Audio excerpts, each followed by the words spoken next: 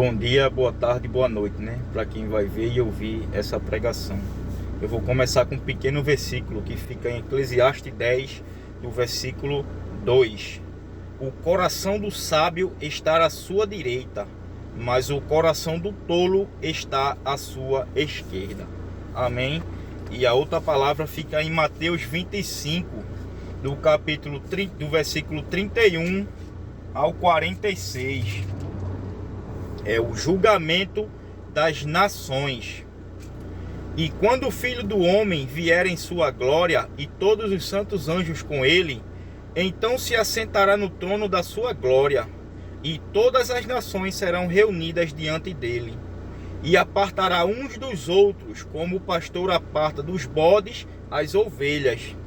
E porá as ovelhas à sua direita, mas os bodes à esquerda.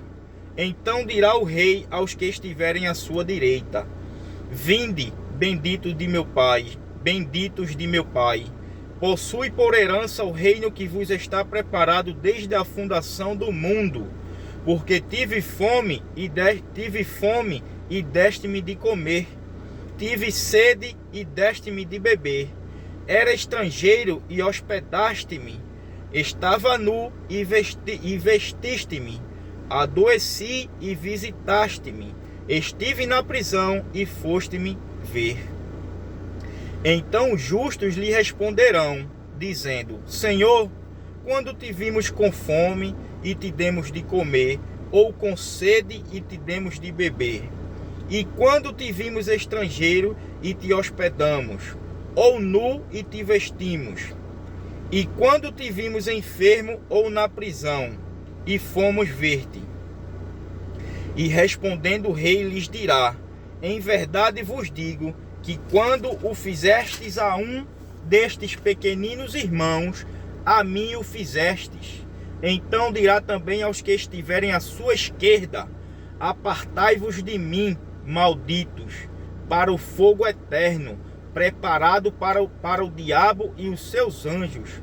Porque tive fome e não me deste de comer, tive sede e não me deste de beber, sendo estrangeiro, não me hospedastes, estando nu, não me vestistes, e enfermo e na prisão, não me visitastes. Então eles também lhe responderão, dizendo: Senhor, quando te vimos com fome, ou com sede, ou estrangeiro, ou nu, ou enfermo, ou na prisão, e não te servimos? Então lhe responderá, dizendo: Em verdade vos digo que quando a um destes pequeninos o não fizestes, não o fizestes a mim. E irão estes para o tormento eterno, mas os justos para a vida eterna. Então tá aí, até na Bíblia existe um lado, o lado direito e o lado esquerdo. O esquerdo é representado pelos bodes, né? Que são pessoas cabeça dura, e as ovelhas por ser pessoas mansas, né? Ser verdadeiros servos de Deus. Então aqui tá, né? E quando o Filho do Homem vier em sua glória. A segunda vinda do Senhor Jesus acontecerá no final da grande tribulação. Ele derrotará o anticristo e o falso profeta na grande batalha do Armagedon, e os lançará vivos para dentro do lago de fogo, que arde com enxofre. Está lá em Apocalipse 19, capítulo 19, versículo 20 e 21.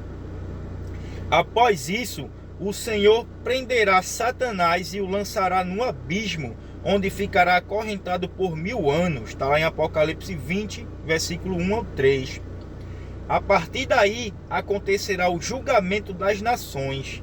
Mesmo durante a grande tribulação, todos terão a oportunidade de ouvir o Evangelho. Alguns se arrependerão dos seus pecados e se voltarão para o Messias. Porém, outros continuarão a rejeitá-lo. Nesse grande dia de julgamento, o Senhor separará os bodes das ovelhas. Isto é, os ímpios dos justos, os que creram na sua palavra dos que não creram. As ovelhas à direita e bodes à esquerda. Os bodes e as ovelhas pastavam juntos durante o dia, mas ao cair da tarde, o pastor os separava. Os bodes eram colocados de um lado e as ovelhas de outro. O Senhor Jesus usou esse exemplo tão comum no dia a dia das pessoas daquela época para facilitar a compreensão delas quanto ao que ele fará na sua volta. Nos seus ensinamentos, o mestre enfatizava a separação que haverá no dia do juízo, para que todos entendessem como serão separados aqueles que são de Deus daqueles que não são. Ele usou alguns exemplos: a separação do trigo e do joio, lá em Mateus 13, do 24 ao 30, dos peixes bons e dos peixes ruins, referindo-se aos justos e aos maus, no capítulo 13, do versículo 47 ao 50, das virgens prudentes e das nécias, e do bom servo e do mau servo. Portanto, ninguém poderá se esconder atrás de uma máscara religiosa ou de uma falsa aparência de servo de Deus, pois na consumação dos séculos vai ficar muito bem definido quem é quem. A mim o fizestes. Nesse grande julgamento, o Senhor fará referência às obras de cada um. Não que isso seja critério para a salvação, pois ninguém é salvo pelas obras, e sim pela fé. O que está em questão é o resultado da salvação e o que ela produz em cada um de nós. É impossível uma pessoa experimentar a bondade e a misericórdia de Deus e não se importar com o seu próximo. Se somos realmente servos do Senhor Jesus, fazemos também as obras que ele fez, até maiores. Lê João 14:12. Por isso, o Messias faz menção ao bem que os justos fizeram.